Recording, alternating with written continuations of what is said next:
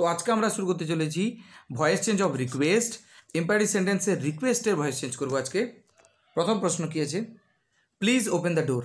Please কথাটা থাকবে, তারপরে ভার্বের 1 নম্বর ফর্ম থাকবে, তারপরে অবজেক্ট থাকবে। প্লিজ প্লাস ভার্বের 1 নম্বর ফর্ম প্লাস অবজেক্ট, তখন সেটা ইম্পারেটিভ সেন্টেন্সের রিকোয়েস্ট হয়ে যাচ্ছে। তাহলে রিকোয়েস্টের গঠন কি? রিকোয়েস্টের গঠন হয়ে যাচ্ছে প্লিজ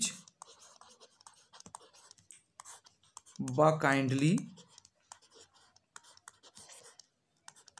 তার সঙ্গে ভার্বের 1 নম্বর ফর্ম, তারপরে অবজেক্ট থাকলে তখন সেটা হয়ে যাচ্ছে রিকোয়েস্ট। তো এর ভয়েস চেঞ্জের নিয়ম কি?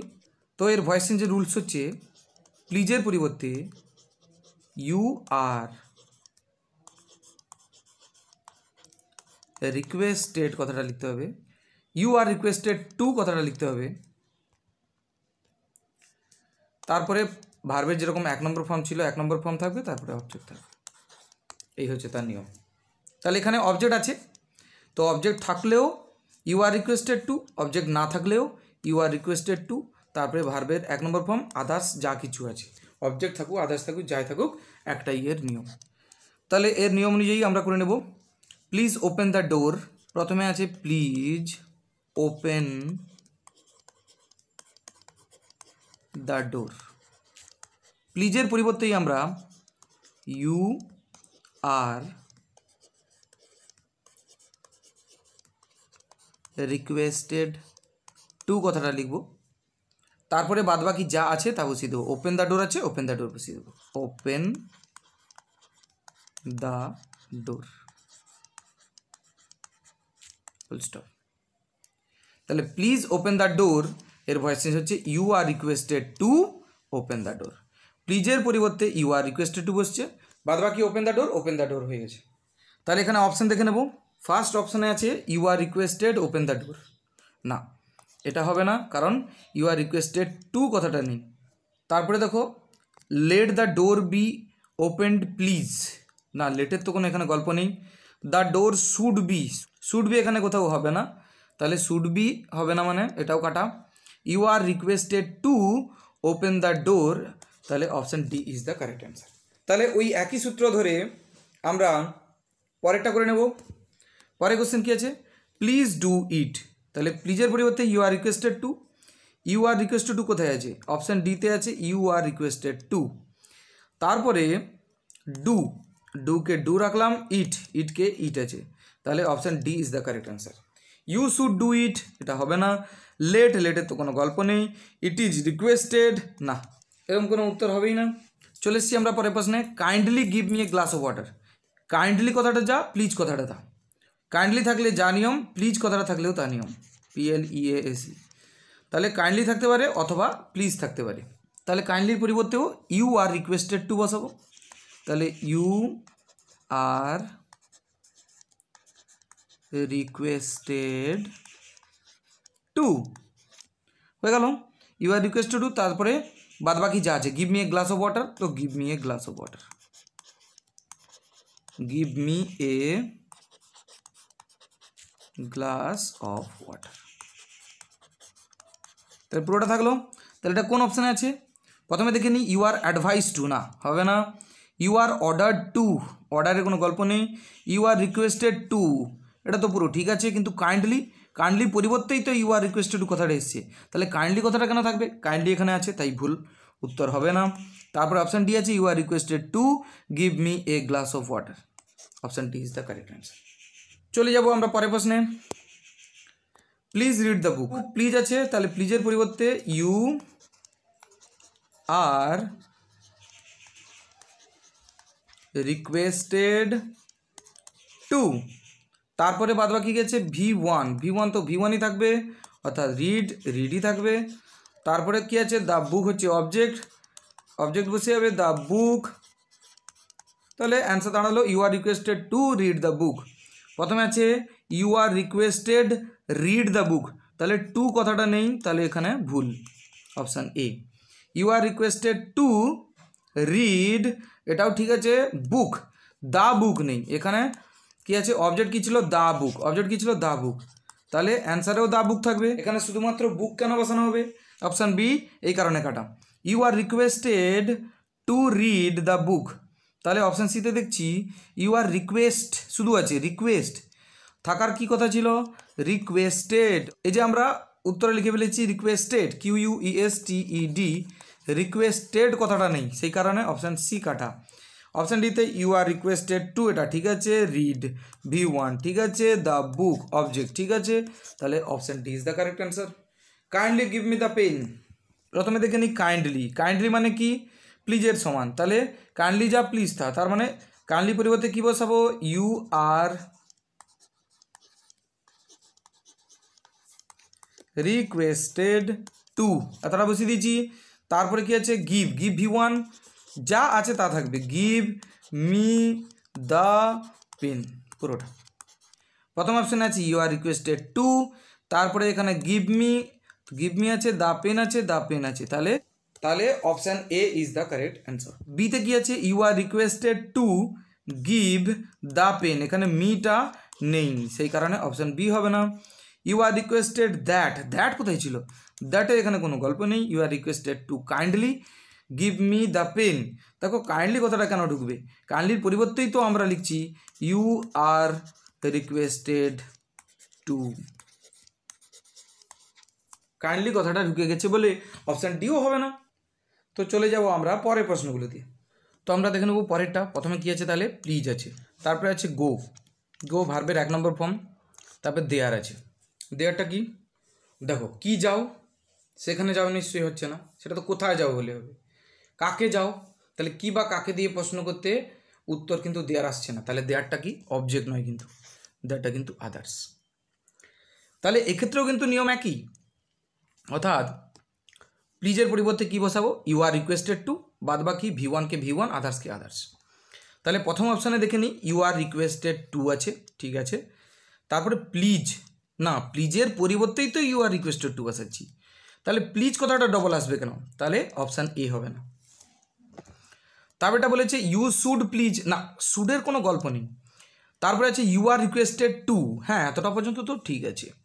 তারপর কি আছে মেন ভার্ব V1 গো আছে, ঠিক আছে, দেয়ারকে দেয়ার বসে গেছে, ঠিক আছে, তাহলে option C is the correct answer. পরেরটা কি আছে you are asked to go there, না আস্কডের তো কোনো গল্প নেই। চলে যাবো পরের প্রশ্নে, প্লিজ সি ফারলি,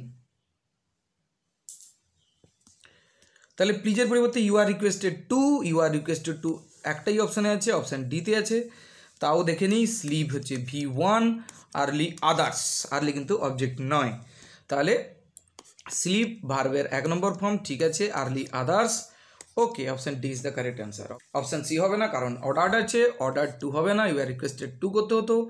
অপশান বি হবে না, ইউ আর টোল্ড টু আছে।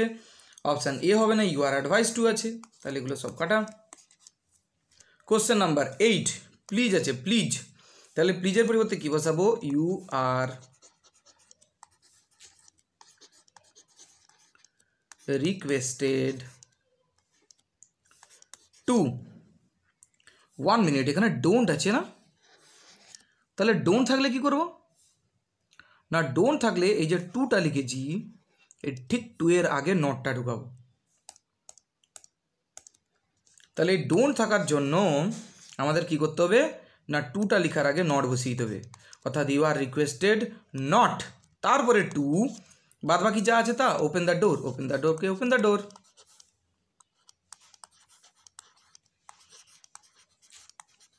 বোঝা গেল কিনা। তাহলে দেখো you are requested not to open the door হবে, এখানে ডোন্ট কথাটা থাকার জন্য খালি টু এর আগে নট কথাটা যোগ হয়েছে, ব্যাস, আর বাদ বাকি যা নিয়ম ছিল সেম আছে। তাহলে সবার প্রথমে দেখি অপশান এতে আছে ইউ আর টোল্ড কেন হবে, প্লিজ আছে, প্লিজ মানে রিকোয়েস্টেড হবে, নট টু ওপেন দ্য ডোর, বাদ বাকি তো ঠিক ছিল, কিন্তু এই যে টোল্ড কথাটা হবে না, টোল্ডের পরিবর্তে এখানে কী হবে রিকোয়েস্টেড হলে ঠিক ছিল, তাহলে এটা হবে না, অপশান এ হবে না। অপশান বি আছে ইউ আর রিকোয়েস্টেড ডোন্ট, না ডোন্ট কথাটা তো ঢুকবে না, ডোন্টের পরিবর্তে নট কথাটা ঢুকবে খালি টু এর আগে, তাহলে অপশান বিও হবে না। You are requested to not open the door, এখানে টু এর পরে নট বসেছে, নটটা অ্যাকচুয়ালি বসার কথা ছিল টু এর আগেই, তাহলে সেই কারণে অপশান সিও হবে না। You are requested not to open the door, to এর আগে নট বসছে, রিকোয়েস্টেড আছে, ওপেন দ্য ডোর বাদ বাকি আধার যা ছিল তা বসে গেছে, তাহলে option D is the correct answer. চলে যাও পরের প্রশ্নে। Please don't be unfair to হার, সেই ডোন্ট আছে, তাহলে ডোন্ট আছে মানে কোনো চাপ নেই, ইউ আর রিকোয়েস্টেড পরে খালি নট কথাটা বসাবো, ইউ আর রিকোয়েস্টেড নট, তাহলে নট তো বসানো আছে, তারপরে টু বসিয়েছি, তারপরে বাদবাকি যা আছে বি আনফেয়ার টু হার, তাহলে বি আনফেয়ার টু হার, ঠিক আছে, তাহলে option A is the correct answer. Option B দেখে নিন, you are requested to be fair to her, 1 minute, এখানে তো ডোন্ট কথাটা ছিল, নট কথাটা নেই, আবার কি ছিল না হচ্ছে বি আনফেয়ার আছে, এখানে আনফেয়ার আছে, এখানে ফেয়ার আছে। যদি তুমি দেখো অর্থ, প্রথম বাক্যে অর্থ কী আছে না please don't be unfair to হার, মানে তার প্রতি অন্যায় করো না। আর অপশান বিতে কী বলছে, you are requested to be fair to her, তার প্রতি ন্যায়পরায়ণ হও। দেখো তার প্রতি অন্যায় করো না আর তার প্রতি ন্যায়পরায়ণ হও, একই কথা, অর্থাৎ সেন্টেন্সের দিক থেকে ঠিক আছে, কিন্তু এখানে আমরা ভয়েস চেঞ্জ করছি। এখানে যদি বলতো এটাকে পজিটিভ করতে তাহলে এটার উত্তর ঠিক আছে, অর্থাৎ এখানে ভয়েস চেঞ্জ হয়েছে এবং পজিটিভে আছে, কিন্তু যখন শুধু ভয়েস চেঞ্জ করতে বলেছে তখন আমরা নেগেটিভকে পজিটিভ করতে পারবো না, এটা নেগেটিভ নাবাচকে আছে, এটা পজিটিভে আছে, অর্থ একই বোঝালেও আমরা এটা করতে পারবো না, তাহলে অপশান বি হবে না। পরেরটা দেখো, you are requested to don't, don't তো ঢুকবে না, ডোন্টের পরিবর্তে নেগেটিভ হবে, তাহলে এটা হবে না। You are requested to be unfair to her, এখানে নট কথাটা কোথায় গেল, you are requested not to be unfair হবে না, তাহলে এখানে এই জন্য কাটা হয়েছে, এই জন্য হবে না অপশান ডি। পরেরটা দেখো, পরেরটা শুধু আছে প্লিজ, তারপরে হচ্ছে গো, গো মানে হচ্ছে ভার্বের 1 নম্বর ফর্ম, তার মানে এখানে একটা নতুন পেলাম, প্লিজ, প্লিজের পরে কী আছে না ভার্বের 1 নম্বর ফর্ম, আদার্স বা অবজেক্ট কোনো কিছুই নেই, দিয়ে ফুল স্টপ আছে, চিন্তা করার কিচ্ছু নেই, তাহলে প্লিজের পরিবর্তে আমরা কী বসাবো না ইউ আর রিকোয়েস্টেড টু, যেরকম ছিল সেরকম, তাহলে টু যেরকম ছিল সেরকম, তারপরে কি না তারপরে হচ্ছে ভার্বের 1 নম্বর আছে, তো ভার্বের 1 নম্বরই বসবে, ফুল স্টপ হয়ে গেল। তাহলে প্রথমে দেখে নিই, ইউ আর রিকোয়েস্টেড টু, ঠিক আছে, তারপরে বলেছে প্লিজ, না প্লিজ কথাটা তো ঢুকবে না, প্লিজের পরিবর্তেই তো ইউ আর রিকোয়েস্টেড টু এসেছে, তাহলে প্লিজ কাটা। তারপরটা দেখি, ইউ আর রিকোয়েস্টেড টু, এতটা ঠিক আছে, তারপরে গো, এখানে গো লিখেছে, তাহলে option B is the correct answer, B তো ঠিক আছে। অপশান সি দেখে নেই, it's voice change is not possible as the sentence has no object, বলছে যেহেতু অবজেক্ট নেই তাহলে এর ভয়েস চেঞ্জ সম্ভব নয়, না এর সাথে কোনো যায় আসে না, এখানে অবজেক্ট থাকুক বা না থাকুক কোনো যায় আসে না, প্লিজ থাকবে তো ইউ আর রিকোয়েস্টেড টু বসাবো, বাদ বাকি যা আছে তা বসিয়ে দেবো। তারপরে কি আছে, it's voice change is not possible as go is an intransitive verb, transitive intransitive কোনো দেখার দরকার নেই, এখানে রিকোয়েস্টের ক্ষেত্রে সেক্ষেত্রে ভার্ব ট্রানজিটিভ থাকলো কি ইন্ট্রানজিটিভ থাকলো কিছুই দেখার দরকার নেই, ভয়েসটা তো হচ্ছেই, তাহলে এটাও হবে না, অপশান ডি হবে না, তাহলে option B is the correct answer. তো বোঝা গেল কিনা? তো আজকের ভিডিও আমরা শেষ করলাম এখানে, থ্যাংক ইউ।